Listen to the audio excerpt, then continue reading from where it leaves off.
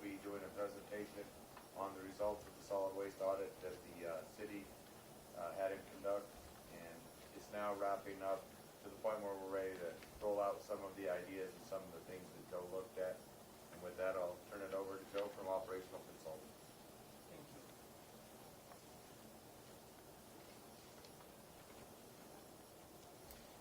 Mayor, if I could, I'll preface the presentation a little bit. You know, it has been expressed to me that modernization of Raton's solid waste system is a high priority for the commission. I think for the public, various elements that go into that. As you know, in recent years, we've closed the landfill, looked at transferring solid waste to other facilities, embraced recycling. We have an aged collection system out there. The city has contracted with operational consultants to evaluate our system, to make recommendations. I would say that Raton has been behind most municipalities in New Mexico and probably everywhere else on the modernization of the system.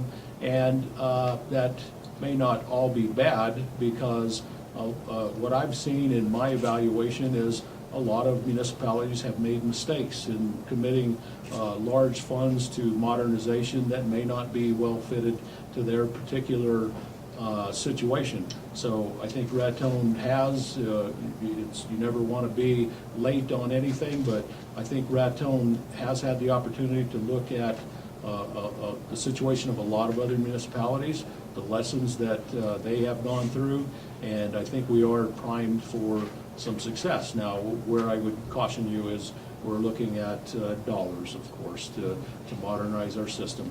But with that, I would like to turn it over to Mr. Lendowsky and have him report to the commission and the public. Thank you, Madam Mayor and Commissioners and the general public. As I said, my name is Joe Lendowsky. I've been a garbage man for 30-some years, private hauler for through 95, and then after that I started going around showing government entities how we do it in private, and how to do that. And I hope everybody's not here just for the garbage, because I've never had this many people show up for the garbage. It makes me feel good. You're not here for the garbage, right? Recycling. Recycling? No problem. So basically, as Scott was saying, is what I do is I come in and I look at it almost like it was my own private business. I'll come in and I'll look at all the pieces and all the aspects. You're not that far behind as what you may think you are.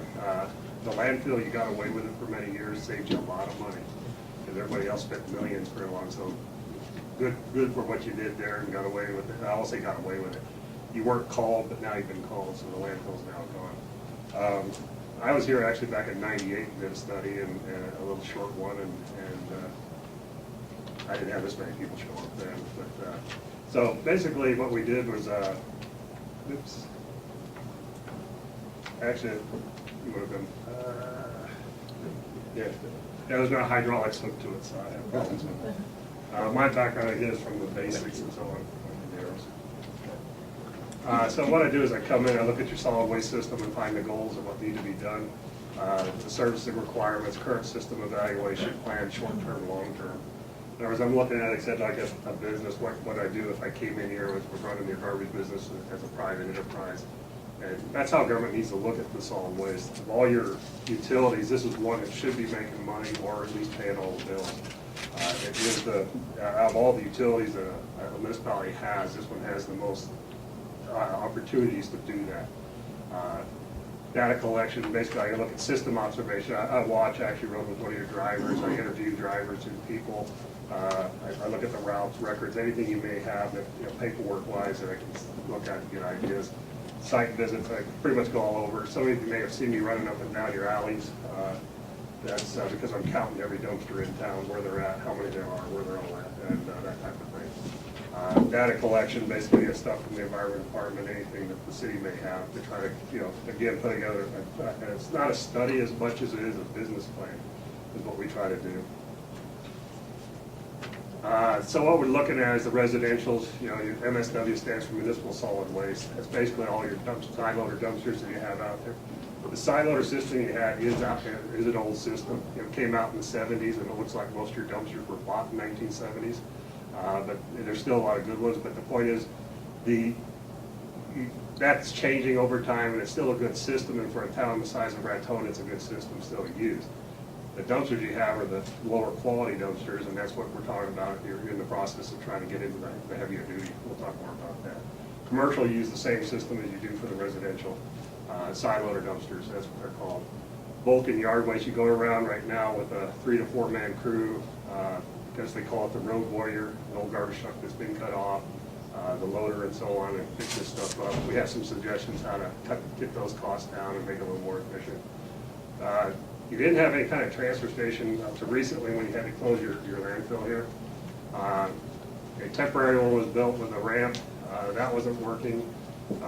Invited them to come down. Some representatives of the city, and at the time KS Berry's representatives came down to Green Tree and Lendowsky to see, because that's the type transfer station you were needing to get into.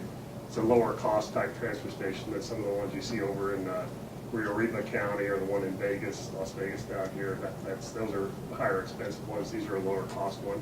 And they're designed for lower volumes. You just don't have the same volume of garbage that some of these other indies have. So there's no need building those if you don't have that. So what you're looking at is an expandable wall trailer system.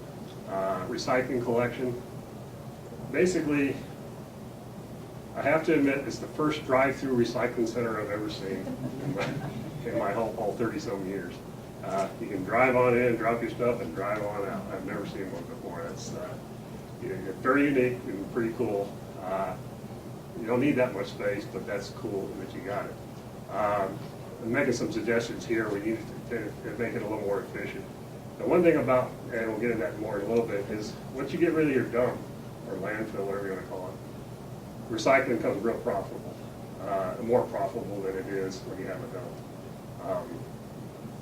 Like I said, I'm New Mexico's Recycler of the Year, the government Recycler of the Year. I've got all kinds of awards for recycling. But I'm not the environmentalist recycler, save every tree on the planet type person. I'm not sure. There's more trees on this planet today than there was 100 years ago. So that's not really what it is to me. If we can save trees, great. But it makes good business sense in your situation. The reason is once you have a dump and now you don't have it, you have to transport great distances. You have to pay landfill fees to another entity, when all that money could have just stayed right here. And I'll go into that in a little more detail here in a little bit.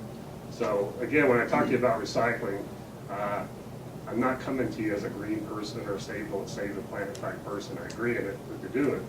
And when I bought my house, I had 1 tree. I have 18 now, so I love trees. That's not the issue. The issue is how's it fit into your system. We'll talk more about that. Recycling processing you have in place, city and volunteers. The Raton landfill is now closed, and now you're contracting out to other landfills to take your waste to them. Again, evaluating, we look at the service levels you have, the personnel, the vehicles, the containers, the equipment, the private services that may be available, contracts, agreements, budgets, rates, regulatory issues, and all that kind of stuff. So we're looking at every piece of what you got going here to see, because you have to look at all those to really get a real picture of what your system's doing. Residential collection, we're looking at the vehicles, you use the collection system side, what they call a side loader. There's all types of different systems out there. Right up front, I'll tell you, I'm not recommending you change the side loader system. You should stay with that. There's no reason to change it this time. Your money needs to be placed other places first, and then eventually you might upgrade to something else. Yard waste systems, conditioned containers, alleys. Like I said, I've been driving up and down alleys. I had to have my muffler rewelded back on in one alley, but that was my fault. It was my fault. It wasn't your alley that time. When counting dumpsters, you kind of get. We're working on that, Joe. Yeah. Actually, my dad was driving, so it's not my fault. He didn't pay for it. So it was one of my cars, so it was not that good. Commercial collection, vehicles, containers, rate system, your service levels, frequency. What I mean by that is, I'll go into that one. We're looking at all aspects of what's going on with the commercial accounts versus are you getting the maximum of the revenues out of your commercial accounts? Are you providing the most efficient service to the commercials? Residence is pretty basic. It's up and down the alleys once a week, make sure all that garbage goes away. Transfer station. What you accept at your transfer station, it's hard to see down below, but that little drawing at the bottom is basically, if you ever go out to the old landfill, you'll see this is what you have out there now. Any of you haven't been out there yet. It's what you call an expandable wall trailer. Instead of having to build, like you've seen some of these other transfer stations, 15-foot walls, it costs 200 grand just to build that retaining wall. You can build a 4-foot loading dock, and this trailer can be set up anywhere. And that's what we had recommended up front to them, is they just get into this because it's real low cost to get into as far as construction. Now, that's a basic temporary station that you built out there right now to get you out of the landfill business and efficiently haul that waste away, because you can get 3 to 4 trucks in every one of those trailers versus 3 or 4 trucks making the run to the landfill by itself. So it's already, the efficiencies of that is already starting to pay off by just having those in place. You know, I'm looking at operating hours, operating procedures. What you have right now is the best you can do with what you have, but you have a lot of opportunities to take the steps and get it where you finally need to get it. I kind of say, if I could snap my fingers and make a perfect garbage system, that's what we're talking about, how you get there. Now, I'm used to working for entities that don't have tons of money just laying around, can spend money anytime they want. I've worked for Bernalillo and Santa Fe, and it's just like write checks, they don't have no big deal with those people. But some of the stuff we'll talk about is how you get there, but what do you do first to have the maximum impact so you have more money to do the next thing and the next thing. Don't do them in the wrong order. Concerns about outside users, is, you know, because county people use it, safety issues. Since you've gone to this system, there's a lot of safety issues of the temporary ramp that was out there, and those are gone now. We don't have to worry about that too much. Limited services, because you're just doing the basics right now is what you're doing. You're not offering a lot of other things that a lot of other places do, from electronics to oil to antifreeze to paints to a lot of these other things you can get into very low cost and help divert that waste. Recycling, the city does hand pickups. It's minimal. It has virtually no impact on the volumes of waste that are going out right now. One of the biggest recommendations is to go out and have a big impact. You got, you know, your commercial cardboard alone. Everybody thinks aluminum is where the money is. None of us go after aluminum. We could care less about the aluminum. It's the cardboard and the paper products that are really the ones that have the biggest impact. And you know, dollar-wise, you'll make more on it that way. So the recycling center is, of course, you know, the little bit of collection is done by the city. Processing is done by the city and volunteers. Marketing is done by the city through the recycling. I think there's still technically coalition. And it has virtually no effect what we call the waste stream. In other words, all the volume of garbage that's going out of here, it's not even 1% or 2% or whatever of the volume. You could easily, in a town like Raton, you could easily hit 20, 30% diversion if you, with very little cost, or keep the cost down. Then a cost effectiveness, in other words, do it as a business, not just simply because you want to save a tree again. I'm not trying to push that save the tree thing. I just want to make it clear. I'm not here selling you recycling or pushing the recycling, because environmentally it's going to save the world. It's going to save your budgets. And as I used to tell people, if we can't save your budget, you're not going to recycle anything, so you're not going to save any trees. So if you can't pay the bills, all the recycling in the world is not going to matter. Business practice, we looked at safety issues. There's not a lot of safety problems with the city. Maintenance, your maintenance is, your trucks are in good shape. I didn't go through, I'm a mechanic, that's how I got into this, but I didn't go through from front to rear of your trucks, just a general overview, and there's certain things I can look at to see if they're really being maintained properly. And they're in decent shape. For as old as they are and everything else, they're actually in very good shape. We are handling certain points in certain areas that I expect to see bad problems that you're not doing. I didn't find much of that. Administration. You have a lot of people in your solid waste department for the size of the town, but that's also because you had active landfill going, you were building a transfer station, you had a little bit of recycling going on, you had routes going on, there was a lot of different things going on. I'm not saying you won't have that many people if you do some of these things. I'm just saying you'll be more efficient, you'll be doing other things that'll be generating revenues for the city and services for the citizens for the same price that you were before. So I'm not saying that I'd never come in and say start laying off people massively. I don't think that's the answer. But if you can increase the service levels and give more to the citizens back and improve the services and provide more than you did before, and also generate new revenues, there's no reason not to keep those people working. Regulatory compliance issues, there's been a few, but those seem to be they're getting worked out. Solid waste ordinance, most towns that I come into, the solid waste ordinances are outdated, yours is. That's not unusual. Carlsbad's is totally outdated, and all Artesian's was outdated. So basically, in the report, we provide an updated solid waste ordinance that kind of addresses all these issues, from containers to this or that. But the stuff that really affect today versus years ago when I first got into business, the regs were 4 pages to 320 pages. It's really changed since that time. Illegal dumping, not a big issue here. You do get some county people coming through, and you do have some dumping going on in different places. Not sure where it's coming from, but you can have contractors doing things, different things like that. But it's not, you don't have a major issue like some places I've been.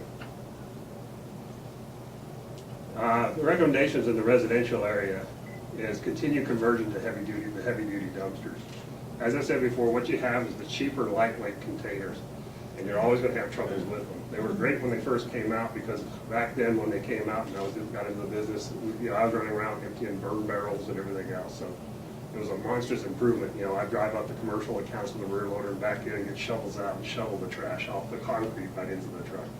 That's the way we started. Then this side loader system, what you call an MCO system, came out, and pretty much 2/3 of the towns in New Mexico bought the system, and Texas, because it was modernized.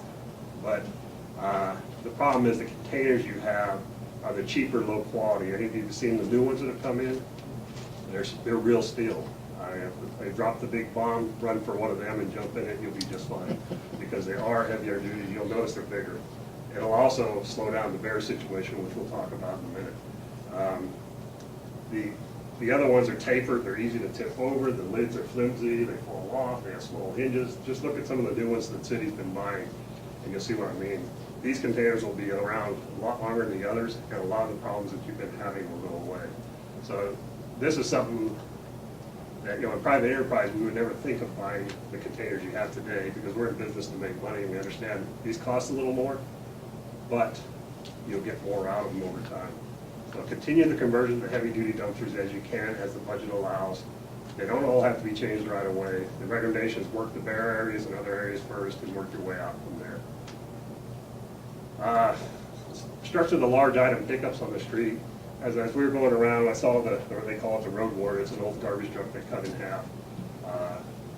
And that's cool. I used to do the same stuff too, get real creative with anything I had. But I also saw 4 guys out doing what 1 guy can do if you had the right piece of equipment. And far faster and more efficient. Where you had a loader and the road warrior and 4 guys doing what 1 guy with a grappler truck, and I'll show you that in a minute, could have been doing on his own. And we'll talk about that more. Education on disposal methods due to the bear problem. I'll go into the whole bear thing in a minute, and you'll see what I'm talking about there. I've done the bears up in the Gila, over in Silver City. I've done the bears in Ruidoso. I've done the bears, Capitan, all that. And we've won against the bears. And it's an endless fight here. And there's reasons it got to the point it did, but we don't need to worry about that right now. It's how do we get it back to where it needs to be under control. You'll never stop all the bears, but there's a lot of simple things you can do without spending a lot of money and still help stop the bear problem or slow it down a little. I'll go into that more in a little bit. And eventually, once all these pieces are done, the house-to-house recycling, once the new facility, if you do build a new facility that we're recommending, and you get all these other little pieces put together, then get into the house-to-house recycling, because everything you can divert is saving you money, not going to the landfill. And I don't care about landfill space. It's more every ton that goes on a truck, you're paying, how much is it per ton, the transportation? Net cost of tipping $38.50 to go to Midway, $56.50 to go. Okay, so let's use 40, an easy number. $40, cost you $40 a ton every time one of these trucks leaves, or tell them to go to one of these other landfills. Well, if that ton, there's 20 tons to a truck, so that's $800 if you use a $40 number. It's $800 per truckload you're paying for that truck to leave town. Well, if you took that, if that 20 tons was cardboard and you'd send it through your processing facility, immediately you're going to get almost $2,000 to sell it to the market. You're not going to pay a landfill, the money into the landfill, and you're not going to pay to transport it because they pick it right up at your place. So 20 tons of cardboard is worth $2,800 to you. 20 tons of garbage is a loss of $800 to you. It's that simple. It's a $3,600 difference. Again, it's not about saving trees, and 20 tons of cardboard will save 20 trees. But even with that, If you're worried about that number, that's fine. But to me, it's $3,600 from the city coffers that stays right here. Also, it employs people here, not in Colorado, not at Wagonville, keeps people here employed. So that's why we're talking about, these different things you'll do as time goes on. Commercial recommendation, continued conversion to heavy duty dumpsters, same thing there. We need to keep moving forward on that. Initially, you need to stick with the restaurants and the food producing type locations, again, because of the bears and the apartments and everything else. Anybody that just has dry waste, you can stick with the older containers for quite a while too, so don't get in a hurry to change out every one of them. Evaluate if it's a food waste type producing place, heavy duty dumpster. Use your old ones until you can eventually replace them all. Restructure service levels. Right now, all the recycling is pretty much done by hand. The guys go around with the road warrior, pick it up, throw it in a truck, and take it back and drop it. Containerize it. In other words, as you can see, we've done in other towns here. We have done the color schemes for the recycling dumpsters versus the regular garbage. The ones on the left are tan with a red stripe. Those are cardboard dumpsters that we put out at commercial accounts. And then the blue ones are, again, cardboard, but they're for the public use. You got to define between the two, because one of the things you got to do is you can't give recycling away. It still costs you money, and I'll get into that when I get into the recycling side a little more. But basically, we had problems when I first started this in Ruidoso in '93. People were coming in and it says recycling, so everybody bring all their recyclables and fill up this commercial account dumpster. And they get all mad because these people were using their dumpster and they were paying to have recycling done at a lot lower rate than garbage. So what we did is blue dumpsters were free, anybody can use them. And if it's a tan dumpster with a stripe, stay away from it because it belongs to somebody. It was an easy system to recycle. This is working on recycle. Any blue dumpster you can recycle. Tan dumpsters, leave them alone, they're not yours. So a system similar to that would be what you would want to do. And you need to containerize because, again, one side loader running around can do 100 cans easily in a day, 300 cans a day actually. But he can do 100 cans in a day where your guys are lucky to do 20 handling loading these things and everything else. Restructure rate chart. What I'm talking about there is you can't give recycling away for free. You're saving all this money by not sending it to the landfill, but it still costs money to go out and pick it up. So my rule has always been is the money I save by not going to the landfill pays for the processing, the recycling center, pays for the equipment, the people who process it, the baling wire, the fuel, the electricity bill, whatever it takes. But when I go pick it up on the street, I need to get something because, again, for me to go out and empty a dumpster of garbage, it's the same price for me to go empty a dumpster of cardboard. So I still have to get that. So rule of thumb I've always used is basically if you're charging $80 for a garbage dumpster and someone wants a recycling dumpster, charge them $40. The business is still saving money, 50% off. They're still saving something, but you're still generating a little money that can help pay for the cost of collecting it. Don't give it away for free. Too many people, that's where recycling operations fail, is because we've got to recycle and look at all the money we're making. If you don't have another revenue source, just the sales alone won't make it. It has to be the combination of the two. So you need to, and that's part of the recommendation is that you have a 50% recycling rate. Now the business still sells money. The places I drove by have 4 or 5 dumpsters. These dollar stores especially, they're 4 or 5 dumpsters or 3 or 4 dumpsters. Out of 5 dumpsters, 4 is cardboard. So right up front, instead of paying for 5 at the full rate of garbage, they're going to pay 1 at the full rate, and then they're going to pay 4 at the 50% off rate. And then the city makes money because you're selling the cardboard and you're not paying to take it to the landfill. Everybody wins. So that's what you got to consider. And when you do get into adopting looking at rates and so on, and get serious about the recycling, then you need to not just do like a lot of people. It feels good to say recycling's free. Nothing's free. It's coming from somebody's pocket. The other thing we look at is service levels, frequency, 1, 2, 3, 4, 5, 6. How many times a week we pick up stuff? Pick up the commercial accounts. Why this is important? Many towns are out of whack. Artesia, Carlsbad are out of whack. Artesia, the 3 times a week is like 83% of their pickups are 3 times a week.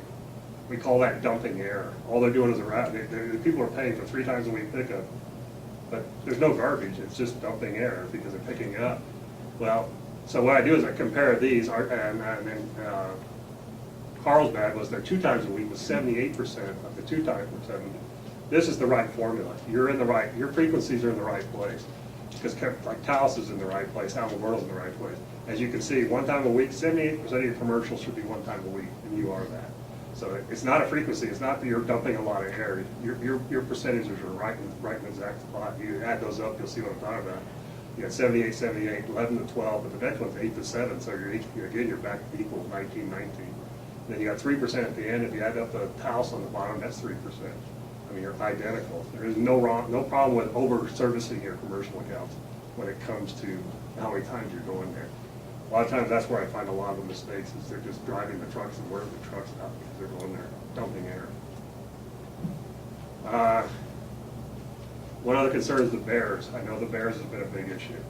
And they're not as friendly as Yogi and Boo Boo there. But the point is, how do you stop the bears? I know there's been a lot of talks about building roll-off stations and pulling all the dumpsters away. That will not solve anything. I'm not doubting the process, but I don't know any municipality that's done it that has had bear problems because it causes other problems. The problem with building individual transfer stations, it solves one problem, like the bears are not your problem in the alley anymore, because they'll go to the station. They will go where the aroma is no matter what.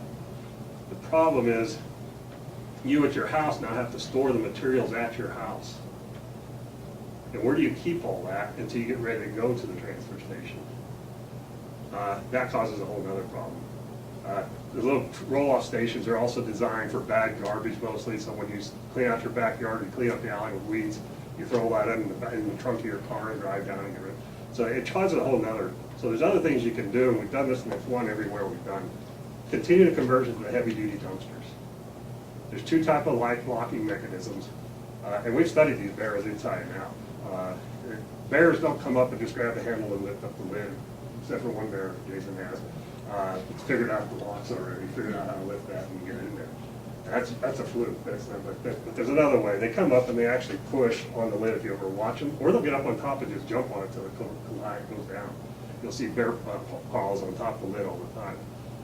Well, we've already given 2 recommendations to the city of how to modernize these heavy-duty dumpsters, and you will not be able to jump on them and push them through when you go look at them. You'll see what I'm talking about. There's the flip latch that automatically latches. There's also putting a rim around it like this, and in the front where the bear can't get his paws under and push on that lid and lift it. And that's what they do, is they push like this and then lift up. Well, if there's something here you can't push against it or lift it up. And there's no latches or locks, so they've already tried the hooks, and they're going to try the other one. They're going to figure out which one works the best, or continue to use multiples, because some neighborhoods it's working. The hooks are working. And then he's got one neighborhood that the bears figured out the hook situation where you figure out how to flip it and get in there. And they are pretty wily. They figure them out over time. And lock mechanisms on the containers. But a lot of it comes down to the habits of the citizens and the people, understanding you have a bear problem. If you have food waste that you need to get rid of, if you can hold it to the next morning and not throw it that night, or just think a little bit, put it in a bag and hold it, the next morning throw it away after the bear's already come and done his damage and gone away. Think about that. What we've also done is changed our routes during bear season, that we run an early route and we run a late route. That's one of the recommendations. Basically, one of your trucks would go around wherever the bear problems are. It'll actually work from about noon to 8 at night, especially in the summer months. The sun's still up. You don't want to be running after dark. You run this later route, and wherever the bear problems are the heaviest, that's the last area he picks up. So you're cleaning out the dumpsters as much as you can. Most people don't throw their garbage out after 8 o'clock. So you run these later routes in those areas that you know are bear problems. Keep the containers empty. Now, again, they're only picking up once a week. If you have a real serious area, then you might have to hit that place 7 days a week for a while until you teach the bear there's nothing here. Because that's all they're doing, is they're going based on instinct what they find.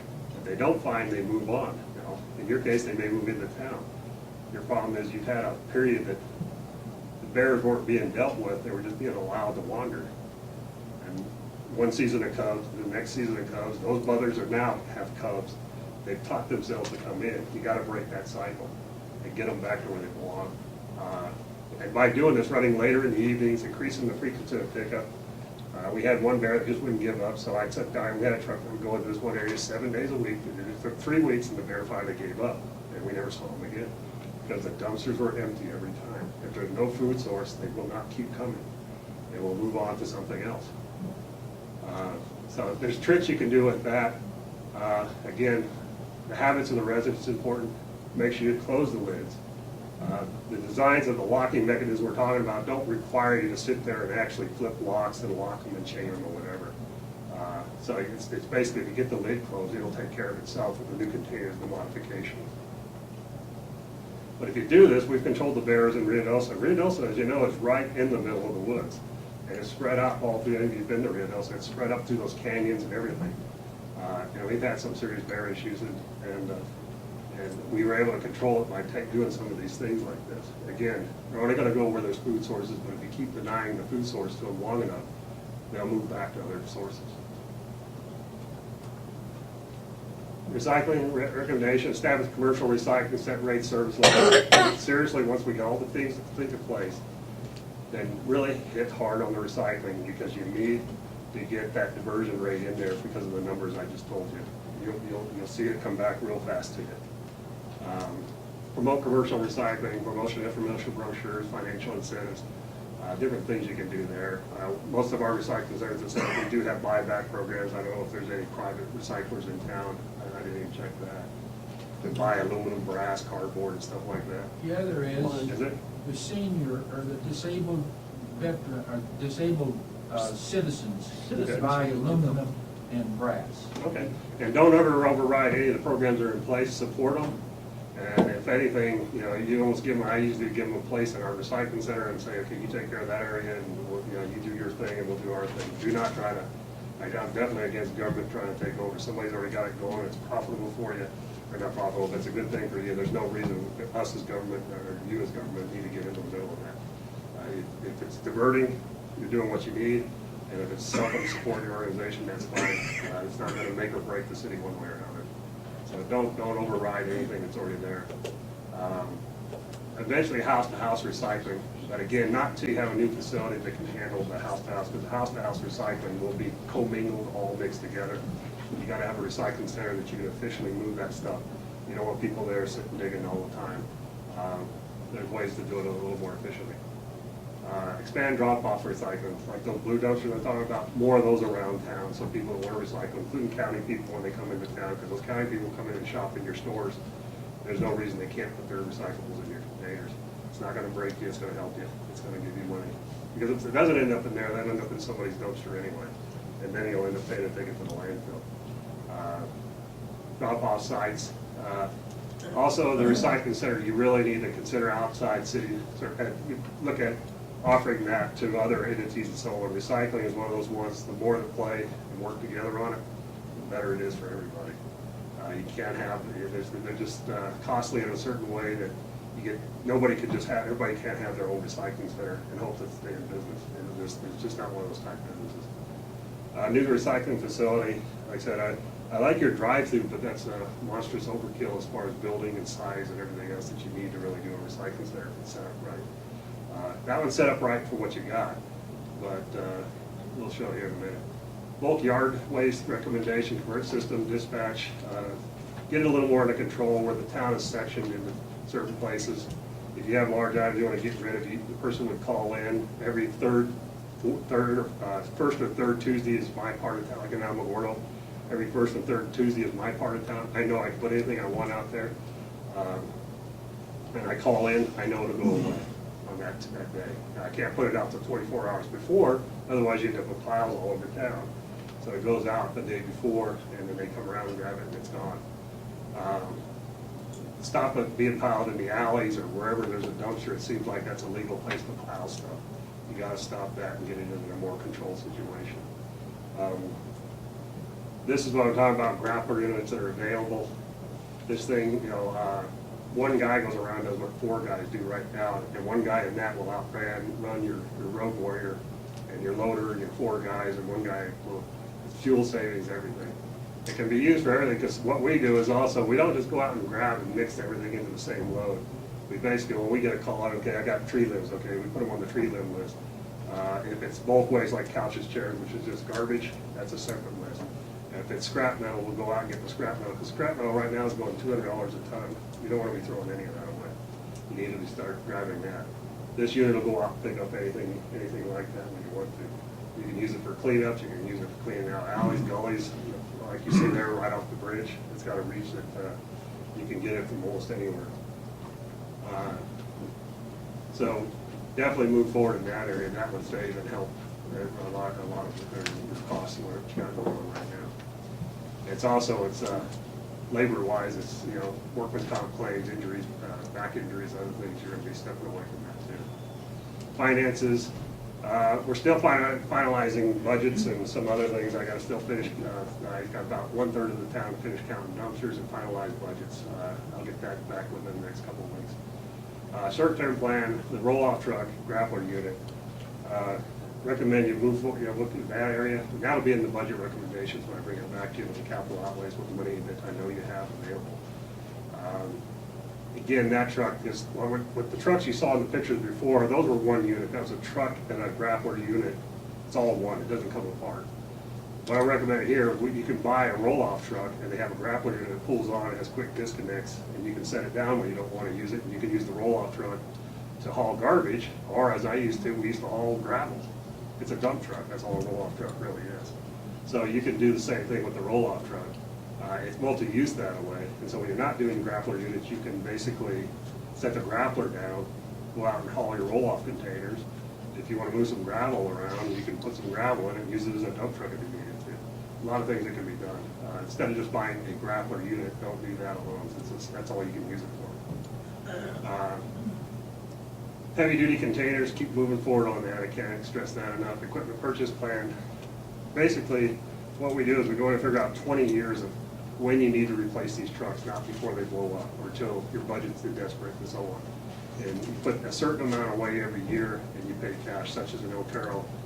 The landfill, we did a 20-year plan there. We put $150,000 a year away on landfill equipment, cell construction and everything. We pay cash for everything. We're at $14 a ton, and we got $3 million laying in the bank. It's the same way we do it in private enterprise. We don't wait till, okay, we got to finance every time we need to buy a truck, we go get financing and pay interest. Put the money away now, earn interest, and then take that money and buy the truck and never pay interest. That's what you got to do. Small transfer station, public use, I'll get into that in a second. Long-term plan, transportation recycling. Why you want to build something like this. And if you build this, you'll never build anything else. Solid waste will be done other than closing the old dump, the property out through the regulatory requirements. That'll go on for many years.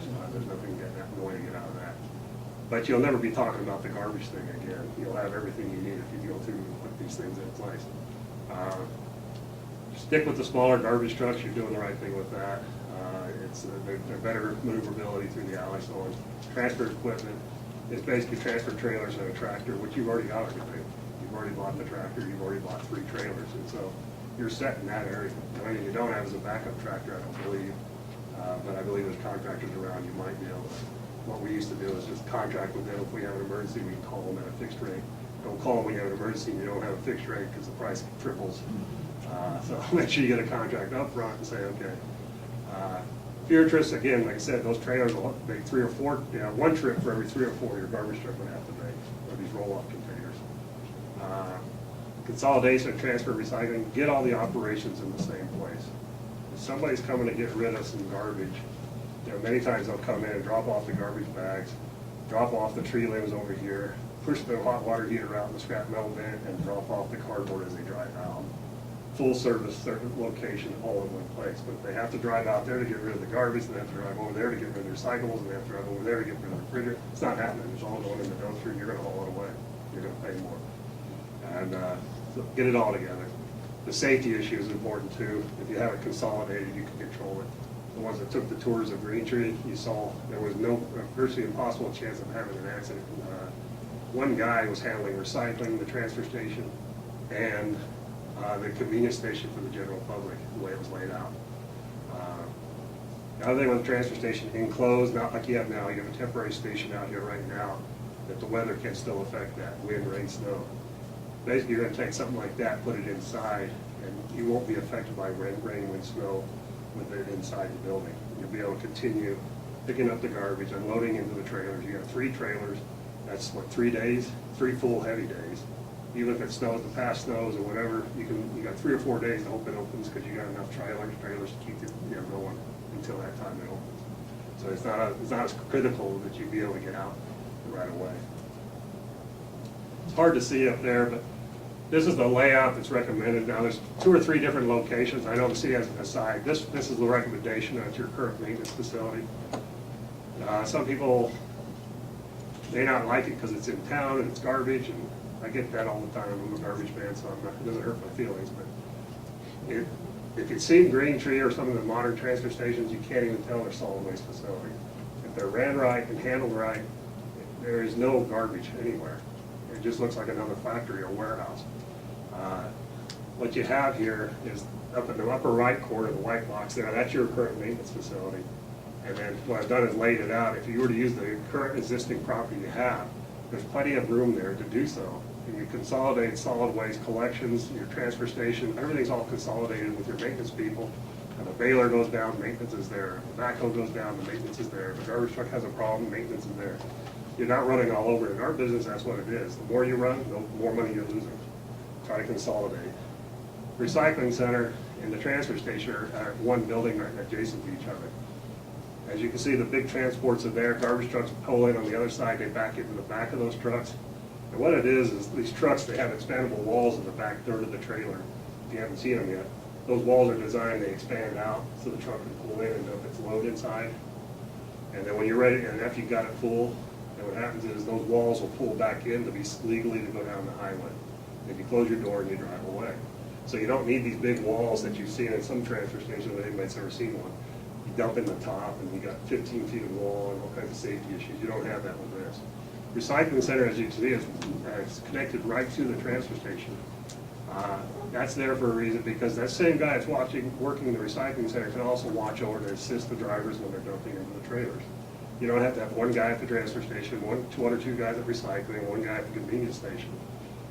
In here, what we've done is I've incorporated the current baler and conveyor you currently have, added 3 other balers. It sounds like a lot of money, it's not.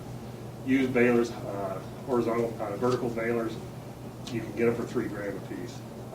But what it does, as you can see, it's considerably smaller than what you have now. But what happens is as the material goes down the sort line, it doesn't go into the holding bins waiting till you have enough to make a bale. It's basically to make one bale of cardboard the size of this table, you need 2 of these rooms full. That's how much plastic of like the milk jug and water jugs. You need 2 rooms this big to make one bale this size. Instead, you got a baler that's dedicated for plastic. As it comes in, it goes in there and it's done. Well, right now what happens is it comes in, it gets sorted, it gets pushed over here, and then when they get enough to do it, they go over there and get it, and they bring it back over. So every time you touch it, you're losing money. In this system, it comes in, as soon as the milk jug comes off, it goes in the baler, you don't touch it until it's time to go to market. So 1 guy, 2 guys can do, you could go 10 times the volume you're doing today, and 1 guy can still handle it. 2 would be preferable for safety reasons. But it's a very simple, real small space, consolidated all together in the same location. And then right next to it, you got the transfer station, the recycling, then you got a public disposal recycling area. You'd have something like this. It's what you call zigzag design. This is where the general public goes, and then each container would be for something different. You'd have containers that are just garbage. And what you don't want is you don't want the general public and the vehicles, the small vehicles, driving into the transfer station. It's a safety problem. And if you ever watch somebody in a pickup truck, sometimes it takes them longer to unload the pickup truck than the garbage truck takes. And they're in the way, so you kind of segregate and get them out of the way. And if we go back to the design, if you notice, the square in the middle here says transfer building and recycling. The solid waste operations are all on this side of it over here. So the garbage trucks are coming in and staying over here, away from the general public. The general public area is over here, so there's no intermingling of your garbage trucks and pickup trucks and trailers and everything else. So the public would come in on this side. But the guy that's working recycling, he's got doors right there where he can watch. If somebody drives in, he can go out and assist the people in the public area, then go back and recycle when no one's around. And then when the trucks drive in and needs a ground guy to back him into the trailer, he can go help him back in And then when he's done, he goes back to baling stuff. So he's multi-use. He's not just one purpose anymore. He's doing more than one thing at a time. So when you get over there, then each of those slots in the containers, one might be for scrap metal. The recycling center is right there too, so as you drive in, you can drop your recyclables at the recycling center and then go drop your couch in the container. Hot water heaters, refrigerators in another container, and so on. And what it does, it just makes it far more efficient and safer for the public to use it, and it's a heck of a lot cleaner. And so this would be part of that system over there too. Again, if you can snap your fingers, this is what you want to have. Continue to get the heavy-duty containers out. Take care of the big item, the bulky item collection. Get that organized a little better so it's a more organized route, not simply go as the stuff happens.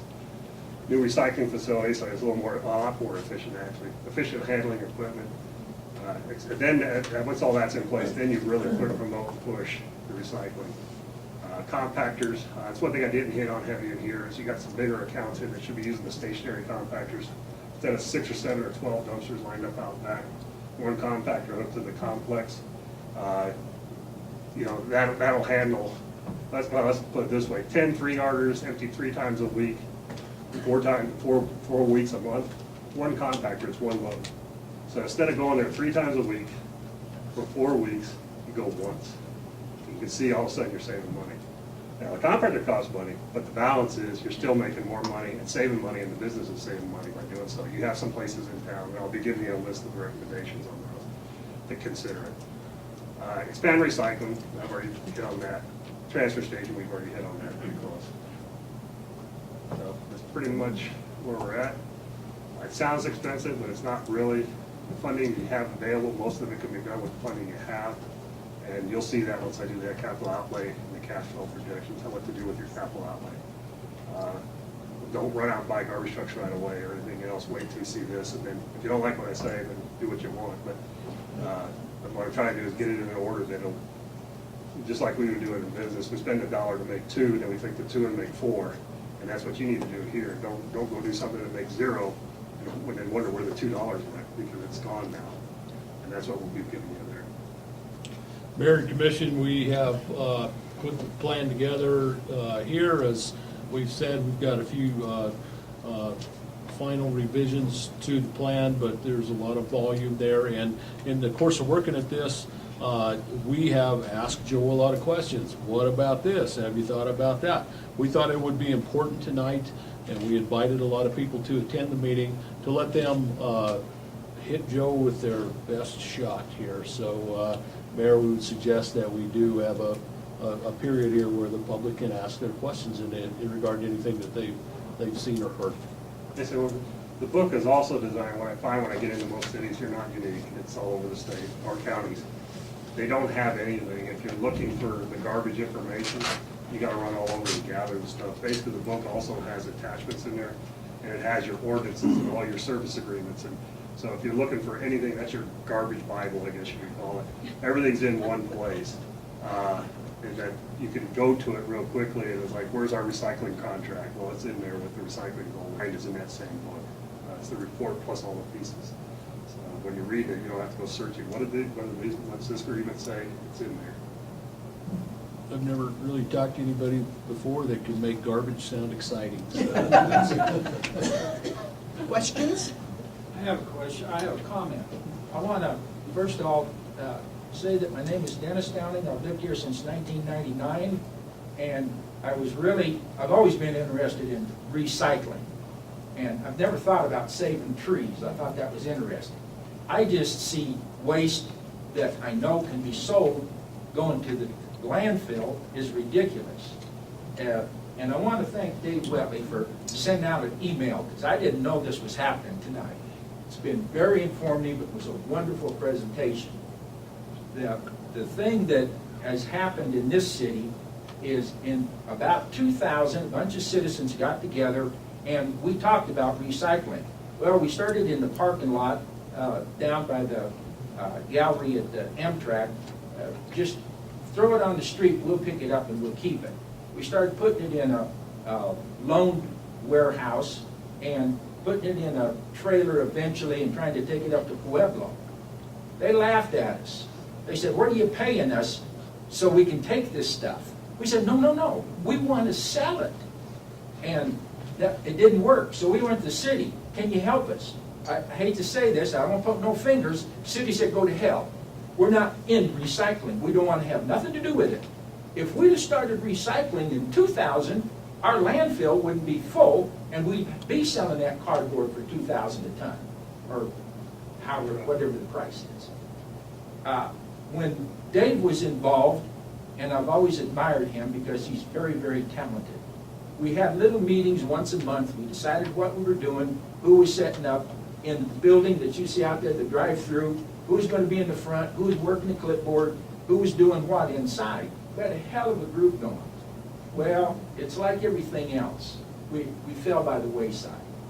I'm not even sure what's going on, except the trailers outside of that Armex building. I'm over there at least 2 times a week. I recycle everything that I can. Cardboard, absolutely. Mixed paper, cans, I do the whole thing. We don't have any glass recycling. I see glass out there. People want to recycle it. They take it out and set it down. I don't know what happens to it. But one of the things we do is we have not communicated well with the businesses and the citizens of this town. I'm very personal with my dumpster. I live on First Street, on the corner of First and Apache. There's a dumpster set across the street. That's my dumpster. I take my drill and my bolts and I go out and I repair the lid. It's a cheap, flimsy rubber lid. The bears rip it off. I go out and I bolt it back on. Because I know if I call the city, it'll never get done. So I do it myself. Because I want my area taken care of. I've had couches, refrigerators, stacks of tires, tree limbs galore, everything dumped out there. And we had red roll-offs in the parking lot by Amtrak, and they were full all the time. They were wonderful. They quit dumping in my area, and they put it in the red roll-offs. Well, whatever the reason, they're gone. But we don't, that dumpster ends up full of cardboard on my corner. I pulled it all out. I've got a building there I can store it in. So I store it. When I get a van full, I drive my van out to the recycle and I fill those red trailers with cardboard. And it's every week. Every time I go by a dumpster, and this is just kind of an anal thing that I have, I look in to see what's in it. They're all full of cardboard. And we could get twice the cardboard if we just tell the people, do something, contact the city, have them come by, take it out yourself. I have no problem using my gas and my time and my vehicle to drive out to Armex and put the stuff in the appropriate bin that it needs to go into. Now, I wish the heck I'd have known this was going to happen, because I'd made a note. I had all kinds of things pop in my head as you were talking. Unfortunately, once you get on your feet, it all disappears. But I do want to publicly tell Dave how wonderful I think he is. He was blistered in the hand. He was running out with an iron fist. We had the meetings. We all knew what was going to happen on the morning that we were going to open that recycle drive-through, and that was a wonderful term. And I've been out there many Saturdays. I had never thought of it as a drive-through. It is. But anyway, I think we're on the right road. We just need to do more. We can't let go. And we really have to press on, and there's money to be made. Just have to get everybody on the same page, throwing the stuff in the darn recycle trailers. Yeah, and not to defend the city, because I'm not here to defend the city, but this is all over this, all the state, as far as this relationship between recycling and solid waste and garbage is all. Because I get myself in trouble because I tell councils what they need to hear, not what they always want to hear. Sometimes I'm not invited back. That's okay. We got plenty of work. We have plenty of garbage no matter who gets elected. But the thing is, what I'm getting at is, back when I got into the business after I got out of the Army back in '80, you know, I started taking over cities as a private hauler. I'd take on the employees that were with the city so they wouldn't lose their jobs. And I asked them, well, how'd you get into garbage? It was always, I messed up in the water department, so they stuck me on the garbage truck. So, I mean, we're always been the outcasts. The garbage guy, the recycling guy has always been the second-class citizen until all of a sudden it turns into a problem. Now we're very important. And that's not unique for Raton or anywhere else. So it takes some time to get there, but it will get there. And these are all things that have been tried and true. It works. It's a business submit plan. It's not a study. I don't like doing studies. Studies end up with a lot of stuff that you can't ever think of doing anyway. This is what I would do if it was a business plan. And that's where you're headed. I've already seen, you've already bought the transfer trailers, the tractor. You're working towards the full-size transfer system, buying the heavy-duty dump. You're already headed. Just keep moving there is what I'm saying. Go ahead. My name's David Wentley, and I want to thank you, Dennis, for doing your comments there. Joe, I think... You got a list there. Well, I keep notes. I try to keep notes. I'm getting older here, too. I really appreciate your comments because a lot of them are echoing a lot of what citizens around here have been saying for the last 5 years since I've been here in this town. And I really like the fact that you put it from a financial point of view because everything in this world runs by finance, and you have to look at it from finance. When Dennis was talking back in 2000, the industry was not mature enough to be able to take care of rural communities like ours. I come from Baltimore. I've been recycling curb pickup for over 25 years in Baltimore. The paralysis plant, the recycling, everything they had there. Talk about fiascos about ahead of your time. Paralysis plants don't always work when you have trucks driving on top compacting and you need dynamite to blow it up because it's too compacted in concrete. They learned the hard way. But anyway, a couple of questions I had. One, this used to be a town of 12,000, we're down to 6. We could go to 4, we could go to 10, we could go to 30. How scalable, sustainability-wise, can we make our transfer stations and the likes such that if we shrink, it's still profitable to run. If we expand, it's still profitable to run. Is that part of your notion when you do your business plan in how we do it? Is question number one. Question number two. Let me go ahead and... Okay, let's do it. Basically, whenever we design these things, we're always designing for 10 to 20 times, if you were to expand 10 to 20 times. That doesn't happen very often. The recycling center, what you see there, put in the thing I'm talking about, you could take 20 times the volume of recyclables you're doing now, easily. You saw the recycling center down there with one guy running with 6 balers and 5 conveyors, and they're handling almost 40 times the volume you guys are doing, one guy. So it's the layout and the efficiency of the equipment. There's no issue there. Raton would have to hit 25,000, 30,000 population before that facility would ever overgrow itself. And transport-wise, the reason it's built the way it is, let's say you needed another bay. Well, you saw Green Tree, we had 4 bays, we only used 2. We did it on purpose because we don't know what's going to happen in the future. It's a fast growth area, Lincoln County. That's designed, if you needed another bay, if you notice that side was left open, so you can add another bay without major changes. You add another bay and you're on your way. You sort of answered the next question I had. You talked about conveyor belts, mechanical separation, I'm assuming is for the recycling. One of the things we have with our drive-through right now is the volunteers, which is, by the way, first Saturday of the month is coming up this Saturday, so we are recycling from 9 to 1. As the volunteers come in, one of the first things we do is we sort. And 2s are mixed with the 1s are mixed with the 2s, and we are part of the hub and spoke layout, and we are the hub. So all of our spoke communities bring in their trailers, which are not very good, and I really would say that we need to start penalizing them, or at least sending them a letter that says, we have a contract with you that we will accept your recyclables. We also have in the contract, the commission actually upped the ante on this one. It says something like $250 is the penalty if we have more than 5% of other stuff in there that we have to pay to clean up and do so.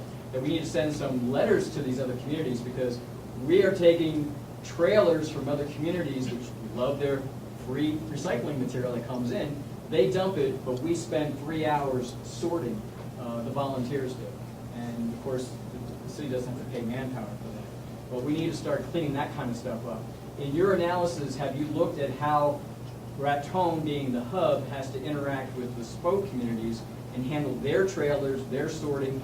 It sounds like you have, I just wanted to hear it from you. Yeah, basically, anybody that's gonna be using your facility, they have to stick to the rules, or you cut them off. That's all you do. If you cut them off, then their people, and their politicians in their town will hear about it from the people like yourselves, and like, what'd you do to us? They have to start, but you have to almost have to go out there and assist and teach them how to do it the proper way. I mean, the simple thing of the color coding of the dumpsters. People just, understanding that this is what it is and get people to change the habits. It's a habit. People just haven't learned it. You're right, back east they do it, but why do they recycle back east? They're not more environmentally conscious than us. No. It's because landfills are $100 a ton, and we're $14 and $20 a ton. Economics drives that. Absolutely. You're now at that point. Memorial doesn't recycle hardly at all. Why? Our landfill's only $14 a ton, and so it's economics. But now yours is almost $40 a ton in landfill, so now it makes sense to do it. You have to go out and educate or you cut them off. There is no need, you can't keep taking it just to get, a few aluminum cans and some plastic jugs and a couple of yards of garbage. They could have kept the garbage, because now you gotta put it in the trailer and send it out and pay $40 a ton to get rid of it. You have to evaluate what you do. This system is designed, the time you spend sorting these little trailers, the green tree that you saw with the way it dumps, and you have something similar to what's designed into this. It dumps, it has another floor conveyor, it goes up in a sorting lane, you sort it out. Down there, a 30 cubic yard recycling roll-off, 30 cubic yard is the big roll-off containers some of you probably see around town. One guy in 20 minutes sorts the whole thing, where you guys couldn't even hope to do that the way you do it here. That's where the efficiencies come in. And if the garbage is there, then you cut them off. It's not trying to be mean, it's just, you gotta do cost analysis. Garbage costs you more than recycles, and you shouldn't have any garbage. If they're not, you cut them off. No matter how much you want to get that one aluminum can or plastic, spend that effort getting more aluminum in cans out of Raton, not out of the other places that are not going to be. In your experience running around New Mexico, what are you seeing in dealing with glass? We've got a lot of people up here who would like to get rid of glass. I don't think we're a bunch of winos and beer drinkers or anything like that, but we have a lot of glass that we'd like to get rid of. Angel Fire has a little $30,000 crusher, and they take care of their stuff, but New Mexico Recycling Coalition says if you can't get rid of it and you are stockpiling it, they're not going to support us because they don't want to create stockpiles like are happening in Santa Fe and the likes of that. So what's the rest of the state kind of doing on glass? Landfilling. Now, there's ways to get around it. I mean, at one time, I used to send glass all the way out of Renodoso, now in Silver City, all the way up to Coors, up in Colorado. They were paying decent money. The Browns was really good money, Clear was really good money. The Greens, not so much, but there was very little Greens, so it didn't matter. It's still that way. I haven't checked Coors lately, but it's got to a point where they're not taking it, or we're not going to pay anything worthwhile taking it up there. Most of them are doing the pulverizer, putting it right back to sand. What I'm getting at is that the pulverizer doesn't just crush the glass. When we used to ship to market, we'd crush it because one Gaylord box, 4x4x4 weighed a ton. So it doesn't take long to make a ton of glass in a box that size.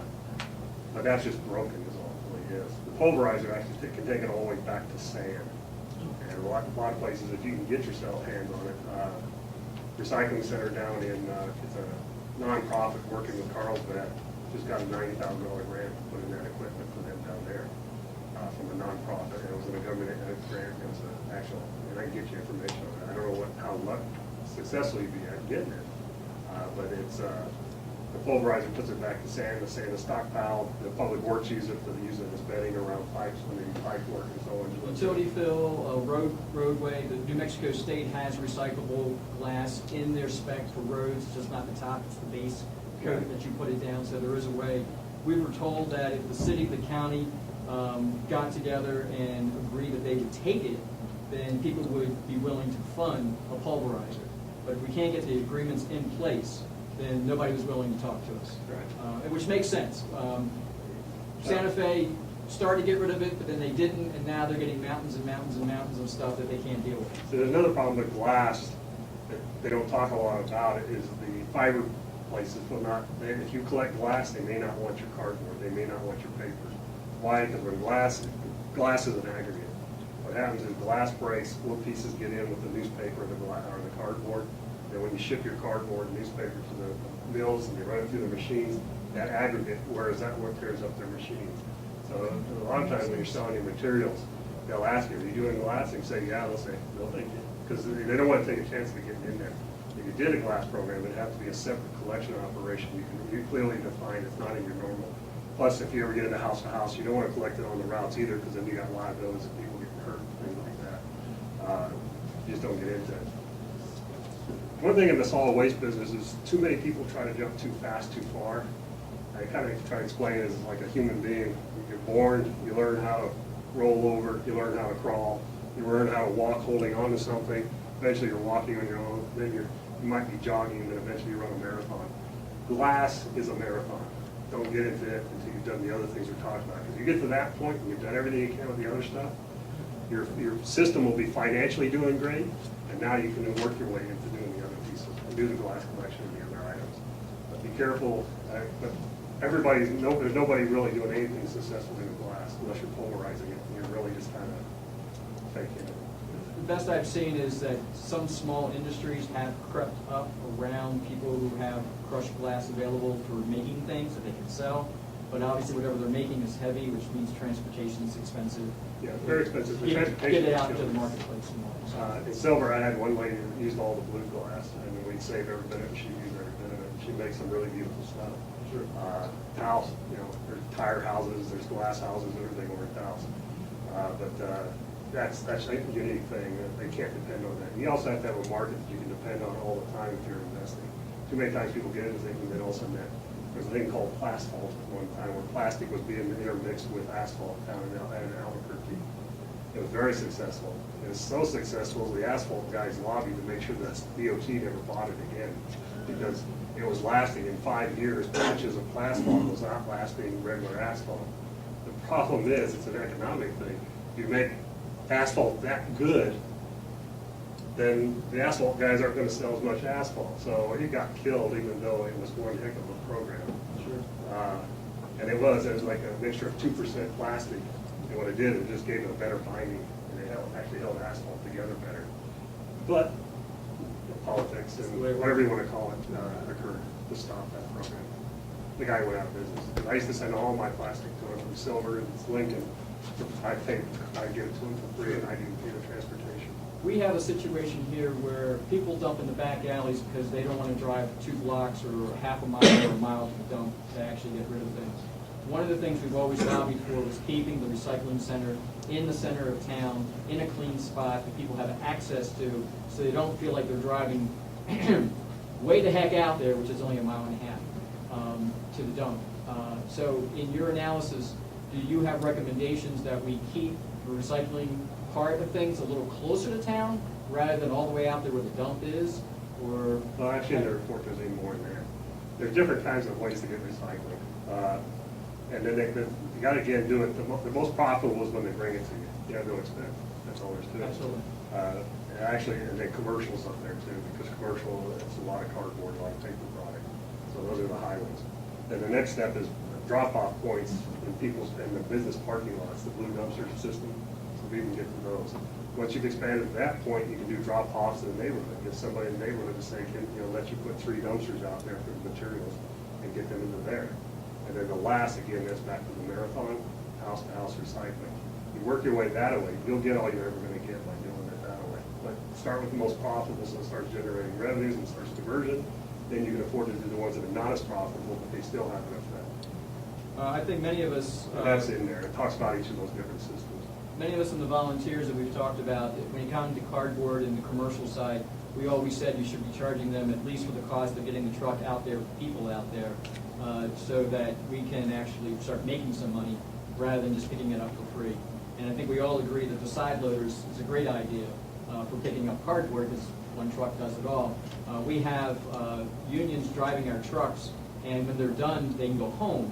But it seems to me that, well, maybe then they could run the recycle loads and start taking care of that. And we could actually start picking up a whole lot more throughout the week rather than having to do one day, Thursday, and have 5 people running around. be a Well, more it's simply cost-effective adjusting the way. routes. It will not add much man hours to it, because basically, it's It's the the time trucks. getting to there. We only have But so once you many get there, trucks. It takes the same amount of time to pick up the garbage loads as it does to pick up the recycling one. I know you got plenty of trucks. There's not an issue of trucks or dumpsters. It's a matter of coordinating and scheduling to where you get the most efficiency out of those. I know you have unions, sometimes that can be a pain, but at the same time, it can be a good thing too. And it won't hurt anything, because you're not doing anything really to them by adjusting those routes. It's just simply one guy might be doing this. I'm not sure what you would do if you did my bear recommendation, which is have the night route. You're gonna have to negotiate that, but if you really wanna control the bear situation, you're gonna have to look at seriously running a late route on those areas that are causing the problem, where you're having your problems. Get that garbage out of there. The bear realizes it's not there, they'll move on somewhere else. Yeah, they used to come by our place. I'm up against the mesa, and I can hear the bears coming through, because I can hear the dogs barking, and I can tell you where the bears are in the neighborhood just by listening to the dogs barking. And it happens 2 nights before trash night, which is kind of interesting. Besides trash night, and they just push the dumpster over so it pops open, because everything is just gravity locked. Yeah. And so they just roll it, and that Well, works out pretty well. and take a look at the new dumpsters. The problem, the dumpsters you have right now, if you look at them, you'll notice they're tapered, and they got round corners. I can go with one hand and knock it over. I can almost knock one of these ones over, but I gotta really work the new ones. They're square, they're flat bottoms, they got a rail. Try knocking one of those over. Bear's not gonna knock it over. Last comment I have is, as you worked around the state, some people have discussed, in order to get people to comply, that there has to be a carrot and stick. And we're putting the carrot out there by putting lots of dumpsters and everything else. But the stick sometimes is that the codified penalties that say, you know, if you do something, here's the penalty because you didn't comply. Are you finding anybody else in the state doing that, and is it successful, or what's the feelings out there? I mean, nobody wants to have penalties, but. No, but the thing is, everything we've talked about is the complete system. If you try to do one piece at a time, you're not gonna get there. You gotta fix the whole thing at the same time. If you're gonna do what you're talking about, there's 3 steps. Convenience, it's gotta be easy for the public to use it. And the other is education, and then the other is enforcement. I have no problem doing enforcement. We started Crime Stoppers in Lincoln County and put out yellow stickers. They already put the yellow stickers, illegal dumping stop. And we never paid anything out. And I could have made more money. Well, what are we enforcing, I guess is what I'm saying? Well- Is there a financial penalty, or what is there? You normally won't get there if you do these other items. Okay, good. Normally, it's a warning.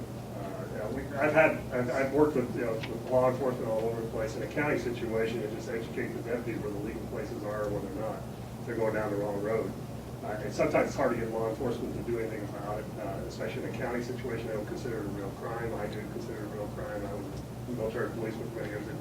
Maybe that's not a crime compared to getting the domestic abuse guy off the street.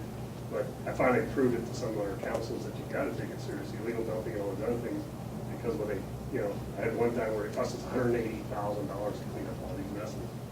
And basically I sent 2 garbage trucks there and said, if those trucks got stolen, that'd be a crime. This $180,000 got stolen from the taxpayer, what's the difference?